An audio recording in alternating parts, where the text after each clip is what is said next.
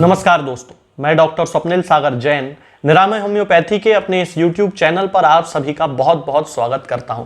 दोस्तों, कई बार हमारे साथ ऐसा होता है कि हमें हमारे शरीर में किसी भी रोग में, किसी भी बीमारी में एक चुभन जैसी महसूस होती है।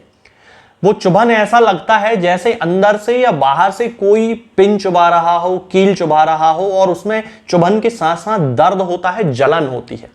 यदि ये सिम्टम आपको किसी भी बीमारी में देखने को मिले, मान लीजिए एग्जाम्पल दे देता हूं मैं आपको, डिप्थीरिया हो, गले में दर्द हो, चुभन हो और सुई जैसा दर्द हो रहा हो, या फिर टॉन्सिलाइटिस हो, गले में दर्द हो, चुभन हो और सुई जैसा दर्द हो रहा हो, फेरेंजाइटिस हो, गले में दर्द हो, चुभन हो और सुई जैसा, चुभने जैसा दर्द हो रहा हो, लिवर में कोई परेशानी हो, पेट में कोई परेशानी हो, गैस बन रही हो और ऐसा लग रहा हो कि गैस जो है वो भी चुभ रही है, उसमें भी अंदर से पेट में ऐसा लग रहा है जैसे सुइयां बहुत सारी पेट में चुभाई जा रही हो, या फिर बवासीर की शिकायत हो, हेमोरॉइड्स की शिकायत हो, पाइल्स की शिकायत हो और ऐसा लगता हो कि बहुत ज्यादा तेज चुभन वहां पे हो रही है। लैट्रिन करने के बाद एनस के आसपास बहुत ज्यादा जलन पड़ रही है, या फिर किसी को फिशर हो गया हो और फिशर होने के बाद वहां पे जो घाव बना है उस घाव में बहुत ज्यादा जलन है और चुभने जैसा वहां पे दर्द है।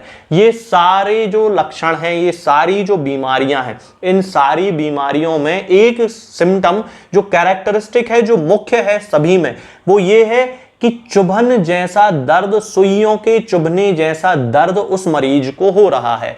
चाहे फिशर हो, डिप्थीरिया हो, पेट की तकलीफ हो, पाइल्स हो, बवासीर हो, हेमोरॉइड्स, कुछ भी हो, यदि उसे जलन है, चुभन है और उस जलन और चुभन के कारण व्यक्ति के मन में बहुत ज्यादा बेचैनी है, बहुत ज्यादा वो परेशान है, तो एक मेडिसिन हमेशा याद रखिए, एसिडम नाइट्रिकम।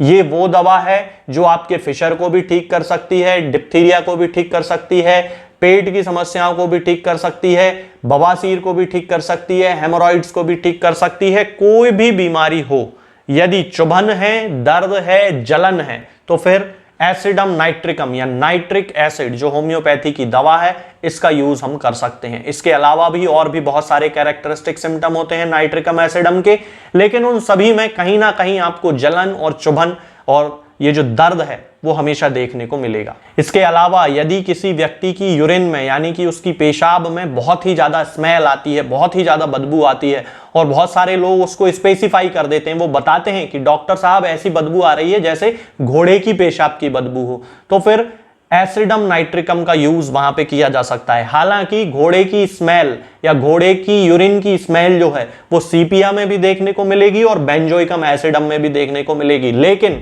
इन दोनों ही दवाओं में वहां पे जलन देखने को नहीं मिलेगी, जो कि जलन आपको एसिडम नाइट्रिकम में देखने को मिलेगी। अब इस सिम्टम का उपयोग हम कहां कर सकते हैं? यदि किसी व्यक्ति को बार बार यूटीआई हो जाता है, और यूटीआई का मतलब कि उसको यूरिनरी ट्रैक्ट इन्फेक्शन हो जाता है, उस कंडीशन में जबकि उसके मूत्र मार्ग में किसी प्रकार का इन्फेक्शन हो गया है तो उसे जलन पड़ती है, सामान्य सी बात है, सबको पता है।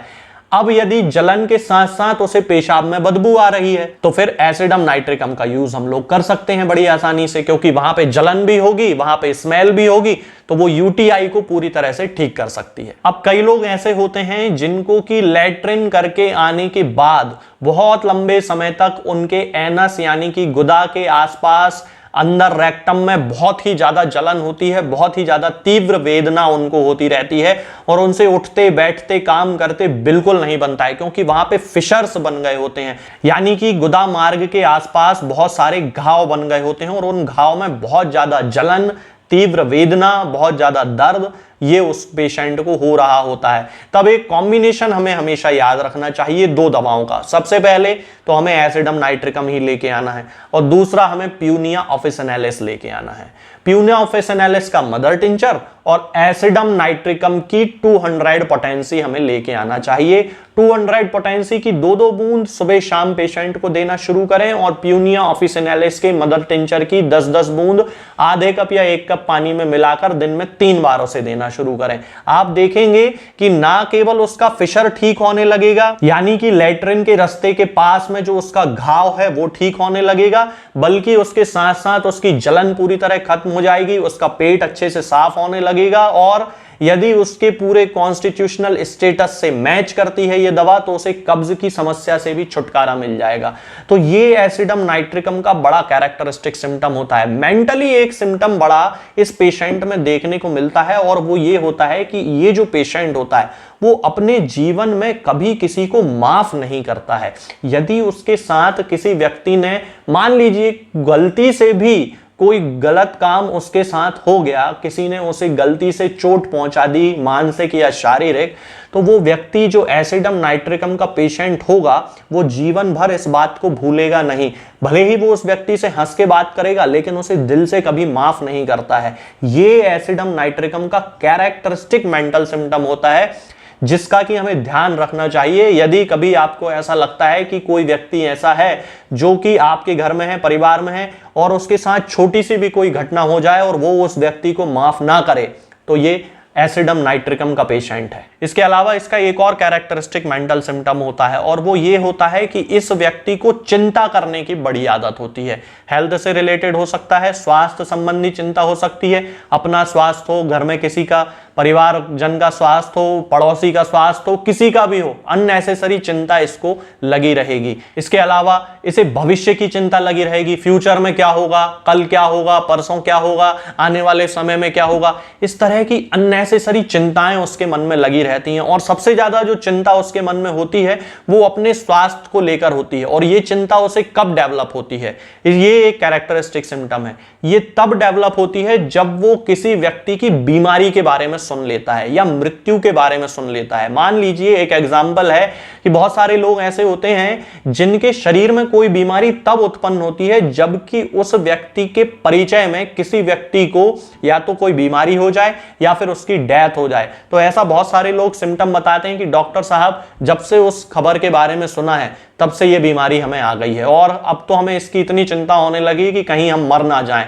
किसी व्यक्ति के कैंसर के बारे में सुन लिया तो इसे डर लगने लगेगा कहीं मुझे कैंसर ना हो जाए। तो एसिडम नाइट्रिकम का जो पेशेंट होता है उसे हमेशा किसी ना किसी तरह का डर, किसी ना किसी तरह की चिंता लगी ही रहती है। ये इसका कैरेक्टरिस्टिक सिम्टम होता है। तो ओवरऑल यदि हम एसिडम नाइट्रिकम की ड्रग पिक्चर की बात करते हैं तो सबसे पहले हमें यह देखने में आता है कि इस व्यक्ति में बहुत ज्यादा जलन, दर्द और तीव्र वेदना की शिकायत होती है, फिशर्स की शिकायत होती है, कहीं कोई घाव पड़ गया है तो बहुत ज्यादा उसे तकलीफ हो रही होती है।